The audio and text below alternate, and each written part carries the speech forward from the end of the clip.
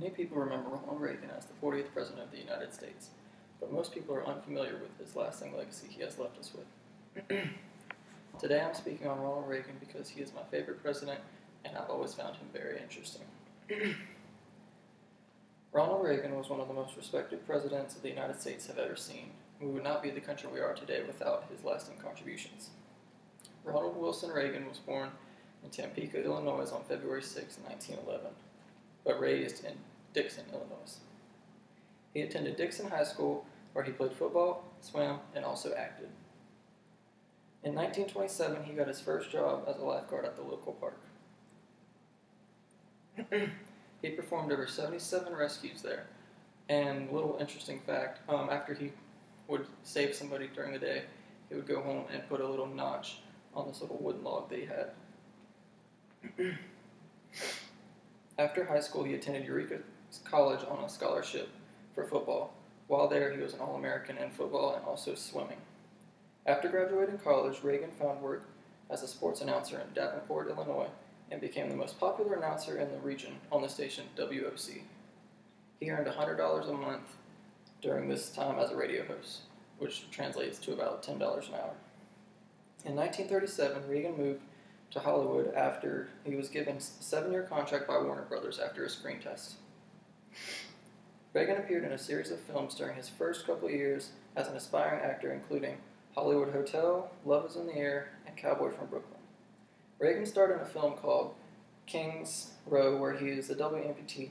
His favorite line from the movie is, "Where's the rest of me?" The movie Kings Row boosted his acting career briefly.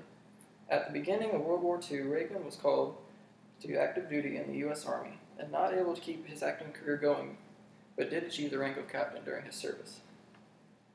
President Reagan met both of his wives in the film business. In 1938, Reagan met actress Jane Wyman and married her 2 years later. They had 2 biological children and also adopted another one. When she found out about his political ambitions, she filed for divorce in 1948. Reagan met another actress named Nancy Davis in 1949 after she contacted him to help her with some issues in Hollywood. She contacted him because at the time he was president of the Screen Actors Guild. During this time, he earned $125,000, which in today's time translates to about $1.7 million. Ronald and Nancy were married in 1952 and had 2 children, Patty and Ron. Ronald Reagan became the governor of California in 1967 and settled a lot of California's issues over the next 8 years. Ronald Reagan challenged Gerald Ford in 1976 to become the Republican candidate for President of the United States. Reagan would end up falling short to Ford, but would try again in 1980 and defeat Jimmy Carter to become President of the United States. Reagan began his presidency in 1981 and became the oldest man elected to the presidency at the age of 69. Only 69 days into his presidency, Reagan was shot by John Hinckley Jr. outside of the Washington Hilton Hotel.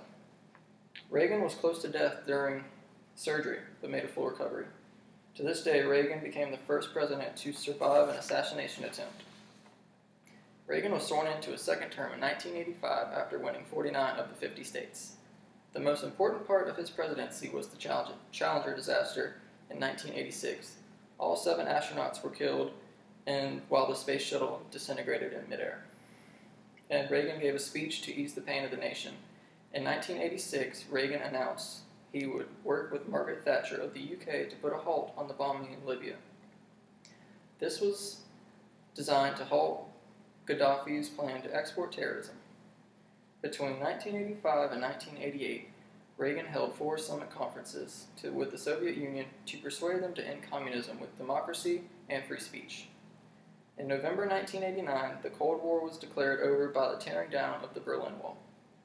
And 2 years later, the Soviet Union collapsed. In August 1994, Ronald Reagan was diagnosed with Alzheimer's disease, and 10 years later, he died of pneumonia at his home at the age of 93.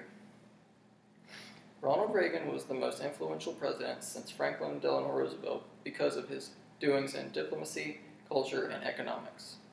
Even after his death, his legacy still lives on as one of the most inspiring presidents of the 20th century.